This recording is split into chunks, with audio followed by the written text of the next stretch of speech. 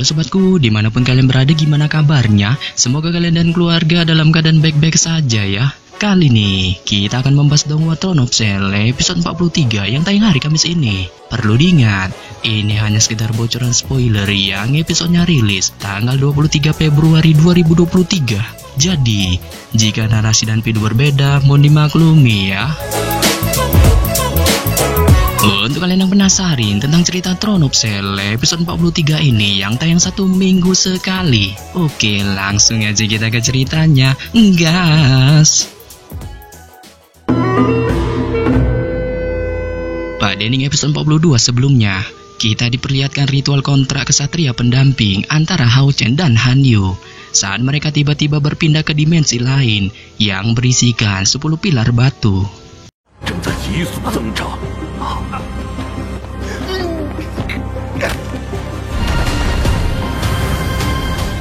Yang mana ketika melihat 10 pilar batu ini, Yehua merasa pilar-pilar batu ini memiliki kontak dengan Hao Chen.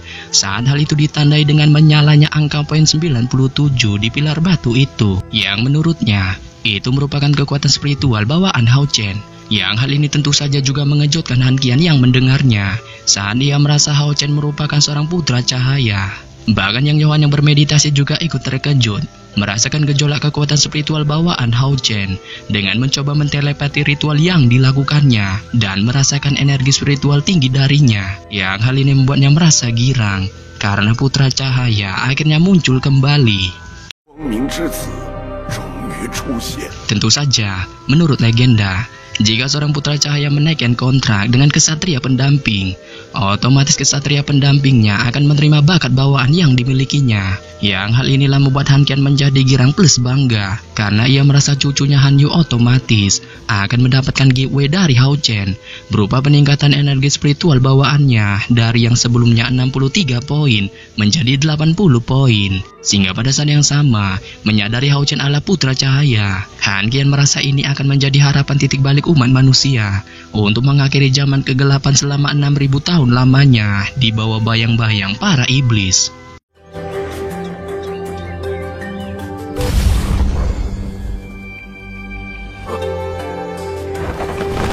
Setelah berakhirnya ritual kontrak kesatria pendamping, Han Yu pada akhirnya merasakan efek peningkatan energi spiritual bawaannya, yang hal ini membuat ambisinya untuk membalaskan dendam kedua ortunya dengan menghabisi para iblis pun terbuka sangat lebar saat dia segera berlutut serta mengucapkan janji sehidup semati kepada Hao Chen.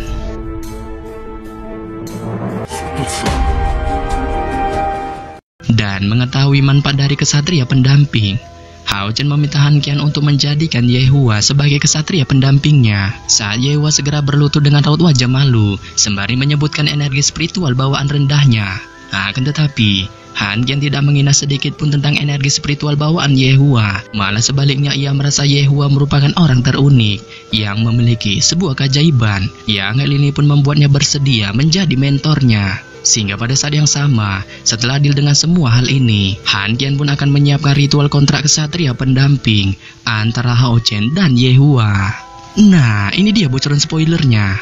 Setelah Han Qian memberitahu Hao Chen serta Yehua bahwa dirinya akan menyiapkan ritual kontrak kesatria pendamping untuk mereka berdua, ia juga berniat memberi giveaway kepada Hao Chen berupa senjata badas dari kuil kesatrianya, yang hal ini didasari atas hancurnya salah satu senjata Hao Chen setelah baku hantam brutalnya melawan Yuan di kompetisi seleksi pemburu iblis. Serta pada saat yang sama, tatapannya kemudian melesat ke arah Han Yu dengan berpesan kepadanya untuk membawa Hao Chen menuju bendahara kuil esok hari guna mengambil giveaway senjata pemberiannya. Yang hal ini membuat Han Yu yang mendengarnya pun segera mengangguk dengan hormat, sembari mengatakan kepada kakeknya itu bahwa dirinya berjanji tidak akan mengecewakannya lagi.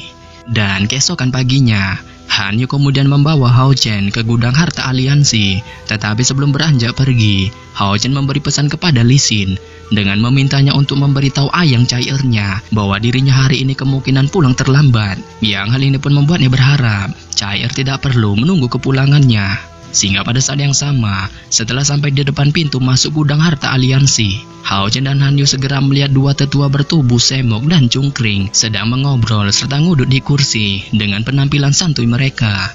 Yang hal ini membuat Han Yu yang melihatnya pun perlahan memberi hormat kepada mereka berdua, sembari memberitahukan tentang niatnya datang ke sini bertujuan untuk mengantarkan Hao Chen menerima giveaway hadiah atas perintah Paladin Kuil Kesatria yaitu Han Qian. Serta pada saat yang sama, mendengar tujuan dari Han Yu serta Hao Chen, tetua bertubuh cungkring itu pun perlahan mengamati tubuh kedua pemuda tampan ini saat dia kemudian menanyakan kepada Han Yu tentang ubin pesanannya. Yang hal ini pun membuat Han Yu dengan cepat berjalan ke arahnya sembari menyerahkan ubin pesanannya. Sehingga pada saat yang sama, setelah Han Yu menyerahkan ubin pesanannya, tetua cungkring itu pun perlahan mengangguk saat dia mengajak Hao Chen untuk masuk serta menyuruh Han Yu untuk tetap tinggal di sini. Yang hal ini membuat Hao Chen yang melihatnya pun segera menjawab ya, dengan segera mengikuti tetua cungkring itu untuk masuk ke dalam bendahara kuil, sementara Han Yu dengan sabar menunggu di pintu masuk. Setelah masuk ke dalam ruang bendahara kuil dengan dipandu tetua cungkring, Hao Chen dengan hati-hati mengamati tempat ini dengan bisa melihat banyaknya mural raksasa yang terpampang di dinding ruangan ini. Serta pada saat yang sama, ketika Hao Chen masih terus berjalan sembari mengamati keindahan di dinding bendahara kuil ini, tetua cungkring itu tiba-tiba berhenti di tengah heksagram dengan berbalik dan melihat ke arah Hao Chen tanpa mengucapkan sebiji kata pun, sebelum pada akhirnya turun ke arah dinding para kesatria. Saat dinding para kesatria itu spontan menyala. Serta pada saat yang sama, setelah menyalanya dinding para kesatria, tetua cungkring itu kemudian mengangkat tangannya yang mengeluarkan segel kecil dengan segera meletakkan segel itu ke dinding para kesatria. Yang hal ini tiba-tiba membuat cahaya dinding kesatria itu menjadi tampak hidup saat ia kemudian segera berteriak keras sembari mengatakan kuil kesatria bawa biji ini. Serta setelah berteriak keras, ia tiba-tiba mengangkat kaki kirinya serta tanpa basa-basi menendang bokong Hao Chen. Yang hal ini pun membuat Hao Chen tidak bisa bereaksi sama sekali saat ia sudah meluncur langsung serta menghantam ke arah dinding.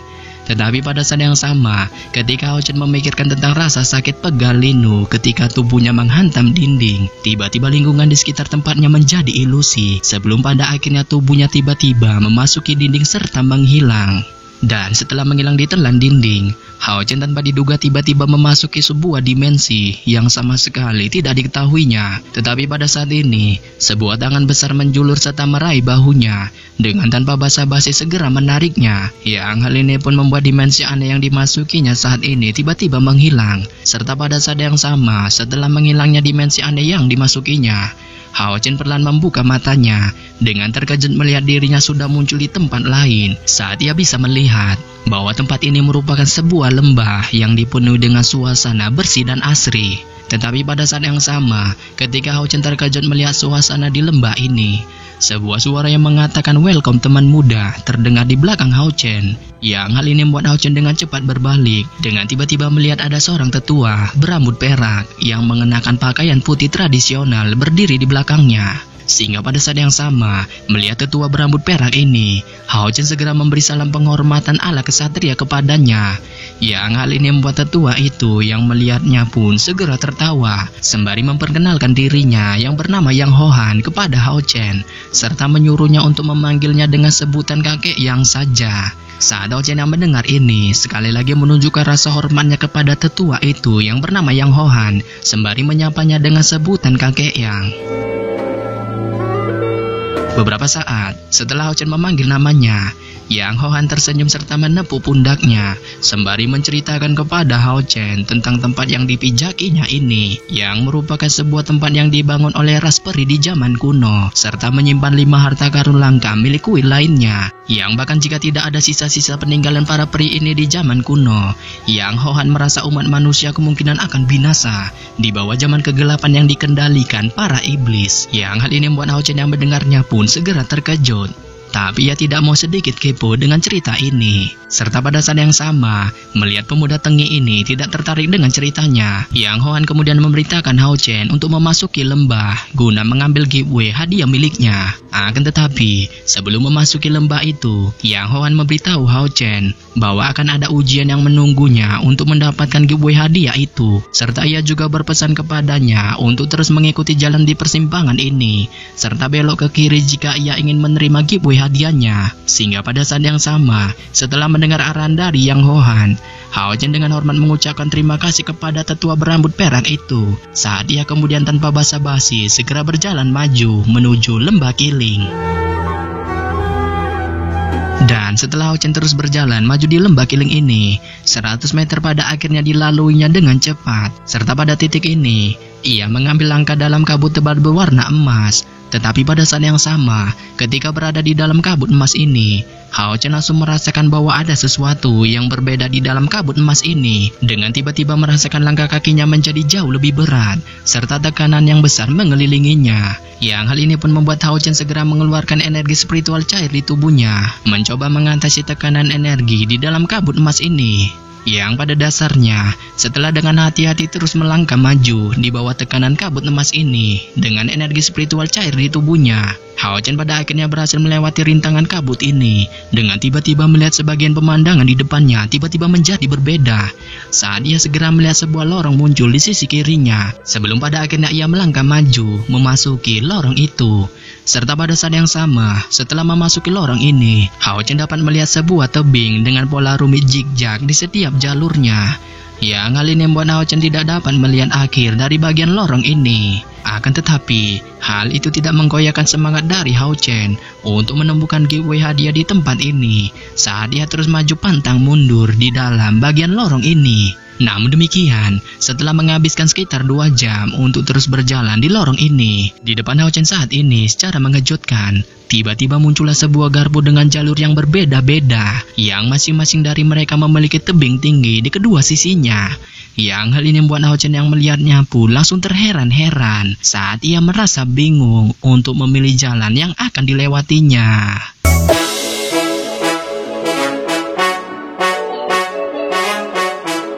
Yap. Sampai di sini saja saya menyampaikan bocoran spoiler Throne of Cell episode 43 yang baru tayang Kamis ini. Akhir kata saya ucapkan bye-bye.